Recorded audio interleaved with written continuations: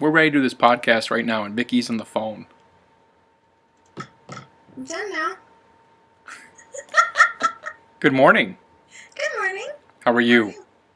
It's afternoon where you are, isn't it? It is. It's 12:24 my time right now. Yes. No, You I'm just still rolled out of starting bed. my day. Just getting kids off to school and getting ready for the day. Absolutely. So, welcome to another edition of Creating Connections podcast. If you watched the last version, I tried to have Vickie say the name at the end and was just butchered a couple of times.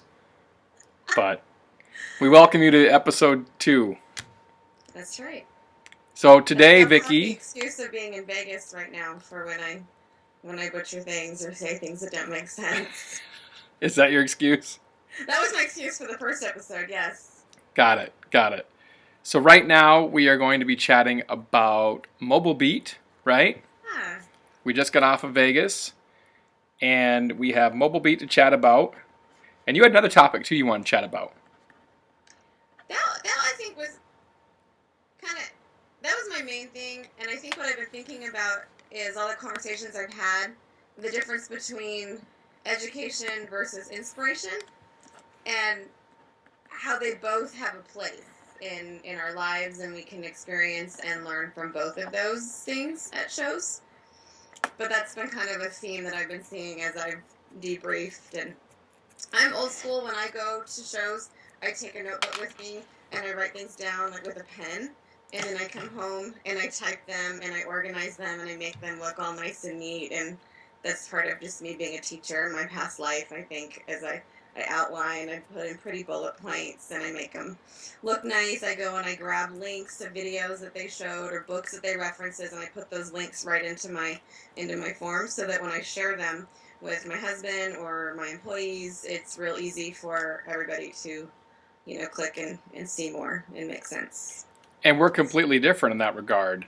Yes, I've sat next to you and watched your notes going, what the heck? Yeah, I'm more cranking away on the keyboard and getting things done that way, and audio recording the actual seminar as well through I think it's Audio Note is the name of the company that I use, the name of the app that I use. If it's not Audio Note, I'll put it down below here somewhere. I started to do that for a couple of them, but I didn't have enough room and I didn't have time to go through and delete stuff and make more storage space, so I just ordered the videos. Did you get your videos yet? Not yet. Okay. I'm not sure they're ready. Are they ready yet? I don't know. I think they're still in post-production. Got it. But I'll get an alert when they're ready. I'm sure you'll get them soon, and let me know what I need to do to get them from you. I'm excited. I'm kidding. As a joke. I will certainly pay for the videos, I promise. I'm sorry? I'll send you the link, and you can order your own. Smart. There you go. So, thoughts on Mobile Beat. What did you enjoy? What was some of the things you thought could be improved upon? I think for me, it was extra fun this year because it was my first time attending Mobile Beat, not as a presenter and not as an exhibitor. So I felt really free to just experience everything.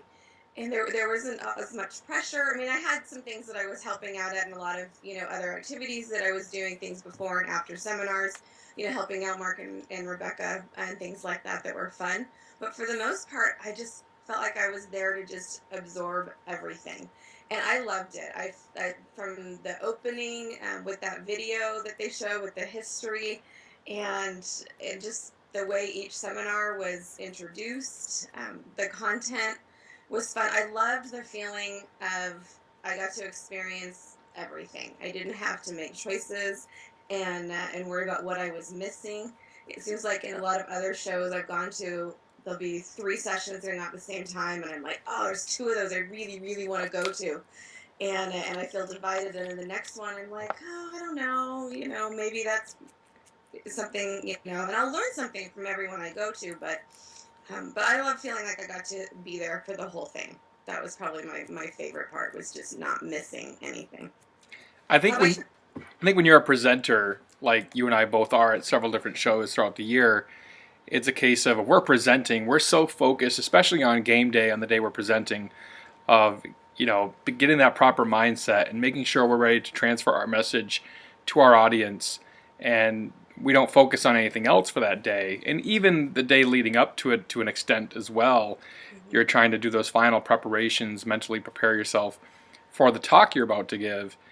And it's nice, right? When you just show up, relax, and enjoy the actual content and get it's different. Don't get me wrong. I love presenting, and even when I'm presenting at a show, I still try to experience as much of that show as I can. I plan on staying for the whole time, even if I'm speaking on the first day. I don't leave till it's over. And that's ideal to speak near the beginning of the show. Sometimes I love that because then I'm out of that, okay, what do I have to prepare for? Yeah. And then I can just, relax and take in more. And then you also have more opportunity to connect with more people because, they've seen you from the front, and then you can have other different kinds of conversations afterwards. So I like that part too. It's a huge plus for us as presenters to be able to speak early. For lots of reasons, not just for the mental reasons, but also, let's face it, if you're selling product at the back of the room, now more people have a chance to be able to want to buy it because they've seen you on the front end versus the back end last day when money may be spent or they got other things going on and things like that. So not to be selfish or anything, but that's just another... Yeah, but that's just part of the logistics. The presenters don't always get paid big bucks, and so it's nice to be able to sell products too. Exactly. Like a book that you have, right? Yes. Shameless plug. And you will have one soon, too. Yeah. Someone told me I was writing a book, right? Is that what I'm doing? Yeah. So... That's how mine started. For a couple of years, every time I spoke, people would come up and say, wow, that was great information. Where can I get your book? And after hearing that for 3 years, I finally said, okay. Yeah. And I'm in the process right now. Probably... 2/3 or 3/4 done at this point. I'm tweaking some things, and I can't wait. I know. I got to get you my copy, and I will soon. So if you're watching this clip, you're watching Creating Connections Podcast, Episode 2, try to hold my feet to the fire if you see us at Episode 10 or whatever, and I still don't have a book yet. Here we go. And that's why I brought this up, was to make sure there was some added accountability, because I wasn't sure who else you told that you're working on a book. Thank you. You're welcome. So it's interesting you brought up the dynamic of Mobile Beat with one presenter per time slot, that's it, versus other shows where they give you 3 or 4 to choose from on any given day. I think and that's... There's pros and cons to both of those, For me, it was just fun because it was different. And again, also because I had that first-time attendee perspective in a lot of ways. Even though I kind of wasn't, I was there as the first time just attending. And so I think that maybe played into why I liked it even more. I think it's a potato thing. I think to each their own. And of course, if Does anybody ever say potato, really? I don't. Do you say potato? Mm-mm. Do they say potato in Nevada? You say Nevada in Nevada. Nevada? Nevada. Did I say it right? Almost. Okay, well, I'm learning. It's on the list with my last name. Yeah, right, which I won't attempt right now. So the point is that everyone's got different strokes of what they like and things like that. I think there's an advantage, though, from a standpoint of if you have multiple tracks, that maybe you walk into a seminar, and I just experienced this actually at a different conference. Completely different, not DJ industry related whatsoever, but I just experienced this where I walked into a seminar that was being given, and the seminar title is really sexy in regards to what it's going to give you, and I'm like, oh man, I got to see that. So I go into it, and then the presenter, a little dry and not necessarily what I thought I was going to be getting for content. So with multiple tracks, I'm able to walk out of that room and now go into a different room and maybe hear something different. Maybe my second choice at the time. Versus if you don't have that option, then you just walk out of it to be like, okay, now what? So I think it bodes upon the actual trade show producers to make sure that the content is the content, right? Of what people are speaking on. That's a big part of it. As an attendee, though, you also have a responsibility to decide that you are going to learn something no matter what. Yes. And I won't name what conference it was, and what speaker it was, but I remember sitting in a conference one time and I wrote a whole seminar on how to give a better presentation based on things that were driving me nuts from the presenter. And I wrote a whole, 50-minute training session for speakers. So you can always learn something, and even if it's not the content you were hoping it would be, even if it's as simple as what you don't want to do, Yeah. you can always learn something if you're looking for it. Totally agree. Totally agree. And I think it's important for us to walk into every single presentation that you attend. This is advice for anyone who's going to a trade show conference of any kind. Doesn't even have to be DJ related, event industry related, or whatever the case may be. But walk into it with an open mind and try to sit there and absorb. Just imagine for that 45 minutes to an hour, whatever time slot that speaker has, that you don't know how to do what they're doing, or open your mind up to a different way, a different possibility of how to execute something that they're speaking on. And at the end, again, kind of like what our friend Scott Favor says, right? He's like a buffet, take what you like, leave the rest. Yep. And nod to Scott, how you doing? I don't know if Scott watches or not. We had 50 views last week. Yay, that's not bad for our first one. For our very first podcast, that must mean that my mom is watching at least 35 times. And how many times did Craig watch it? Yeah. Oh, although Craig can see you any day of the week, so I suppose he doesn't need to watch you on YouTube or anything, right? Oh, I don't think he watched it. Really? I'm not sure. We've had kind of a lot of family stuff going on. Got it. So another topic we mentioned was education versus inspiration. Yes, Stacy Nichols was my roommate at this show, and that was another thing that was really fun for me. Hi, Stacy. Was to have a roommate. We roomed together at the Marbecca workshop we went to last July in Mammoth, and she messaged me a month or so later and said, "Hey, are you going to Mobile Beat? We want to share a room," and that was fun. So we were just debriefing in the room one day after the seminars, and she said something about how last year I felt like I left with lots of information, and this year I feel like I'm really inspired to put things into practice. And I thought that was just kind of a really cool way to summarize it.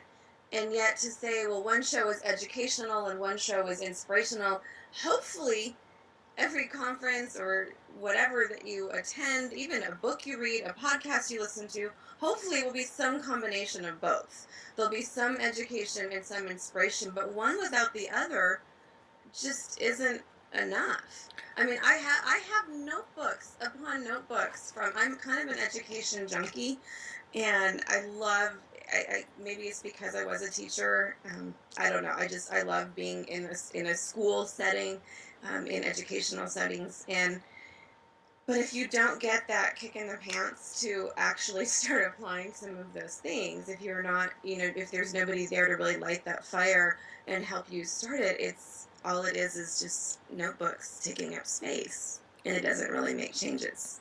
The key is you have to take action on what you wrote down and decide, after a conference is over, what I try to do is I get back from the conference and then I will pull out my iPad and actually look and write down steps of action you're going to take and just kind of to-do list it, right? What's most important to you, and step it out that way so that it's not just taking up notebook space or hard drive space or whatever the case may be. And I think if you do that, now you're forced to really implement what you've learned. And the other thing I want to say on the whole education versus inspiration thing is I think Mobile Beat was very inspirational. I also feel that it was quite educational. We're all on different paths. But in my opinion, we should all, and even anyone watching this podcast, you watching this podcast, should all be on the same path of improvement. And we're all in different places in the path, and that's something I believe I got from my mentor, Mark Farrell. Sometimes I forget where I get things, so I try to attribute wherever possible, if I remember where it came from. It was either Mark or Bill probably that said that. After a while, though, it does. Some of it gets so ingrained in you that it becomes a part of who you are. It does. And so we're all in different places in the path, but as long as we're all on the same path of improvement and we're not down the path of trying to cut down one show over another, we're not on the path of just trying to promote our show as the best. I think it's really crucial to make sure that, well, obviously we have the best podcast out there, right? I mean, Well, and just it's kidding. not just about shows or educational tools. I think those concepts are true in our own lives and in our own businesses too. That we have to go through life. We have to run our business with that mindset that, I've never arrived. There's always someone that can teach me things. And, and our relationship very much started as me coming to you as my mentor and asking you all my questions. And I still bring lists of questions on a pretty regular basis, especially with dealing with employees, because you've been there for a lot longer than I have. I'm just starting to grow a team of people that work for me, and I have questions on that end. But then I see you have the mentors and other leaders and coaches in your life too, and I just think that's healthy. And I believe everyone should be looking to both sides of that spectrum. Who can I learn from, and who can I share with? absolutely, absolutely. And I think that came out of Mobile Beat, and I forget what seminar it was. And correct me if I'm wrong, but it was, who is your mentor's mentor? And was that at Mobile Beat? Was that a presentation I saw? That's Or am not I my misremembering? notes, but I'm like Brian Williams. I misremember. I don't know. yeah. Well, as soon as I get my videos, I'll rewatch them again, and if it was in one of this year's seminars, I will tell you which one. Yeah, I think that's crucial. That we find out who is your mentor's mentor. I know I wrote a blog article, shameless plug, about MitchTaylor.net. Huh? You're so good at those. I try. What can I say? So I wrote a blog article on MitchTaylor.net, and the article was about a gentleman that I bumped into at the airport, and Yes. it was MitchTaylor.net/You're Quite the Talker, and how this gentleman overheard a conversation I was having with Marcello, and about sales and Jeffrey Gitomer and things like that, who is obviously a mentor of mine to some extent. Obviously, Jeffrey and I don't have coffee every day or anything like that. We don't do a podcast together like you and I are doing, but he's still a mentor to me in regards to the books that he's written and the e-zines that he puts out, and just studying Gitomer like I do as a Gitomer certified advisor. And this gentleman just overheard the conversation and talked about how he was a #1 sales trainer in a real estate firm in Detroit, and how much he enjoyed Charlie Tremendous Jones. And Charlie Tremendous Jones, unbeknownst to me about 2 months ago, which I found out at my Gitomer certified advisor training, was the speaking mentor of Jeffrey Gitomer. And so I think it's crucial that we do find out as individuals, who's our mentor's mentor, Yep. and who can we learn from that regard. Who was a mentor to Mark Farrell? Who was a mentor to Bill Herman, or whoever we look up to in the industry? I'm not, touting those two names just because they're my two mentors, but whoever you look up to in the industry. You're allowed to have personal mentors. That's okay. Huh? You're allowed to name your personal mentors. That's totally appropriate. Yeah, absolutely. I guess it's our podcast. I guess we can do what we want. It's not like it's Mike Walters and Vinny Velasquez's podcast. Shout out, guys. Or Pat and Jody Harris. What up, Jody? What up, Pat? But yeah, so it's important to look at that. Any more thoughts on education versus inspiration? I hope that it's a lifestyle for people, that they go into the opportunities that are available, whether it be an online, or something that you attend, with that mindset that I want both of those things. They're both equally valid. They're both important. And no matter what, if I just show up and sit in a chair, I might not get either. As the attendee or the active participant, you have to take responsibility for that. And so I think in a lot of ways we're probably preaching to the choir. We're, people that are listening here are probably for the most part on board with, understanding that they need to pursue education. But if not, hopefully it'll just be a good reminder or a good starting point for people that there's. And we're going to dovetail a little bit into our next podcast here, but our good friend Dave Ternier, Yes. He has a web blog that's a djthought.com. And on that, he actually has a DJ events calendar that talks about all the different educational opportunities that are available to you as a disc jockey, as a mobile entertainer, I and think where you can it's find two those. pages. I think he's got one that's got a calendar, and there's another one that's resources, that's links to, the different conferences and shows and other things like that. So if you're looking for So you one, have lots of resources. yeah, if you're looking for one general resource of how to check that out and find out what's available for me in the industry, Dave Ternier has kind of pulled it all together in a djthought.com, and I believe you are Dave's editor. Is that correct? Shh. Oh, did I let the cat out of the bag there? I just get to read his posts before they go public. That's all. That's Ah, part of having him as my mentor, is that I get first access to some of his information and DJ thoughts. got it. So we gave up a little trade secret here. Maybe. Hopefully Dave's not mad at me. Hey, this has been Creating Connections Podcast Episode 2. I'm Mitch Taylor. I'm Vickie Musni. How do you say that again? How do you say that again? Musni. Musni. There you go. Did I get it right?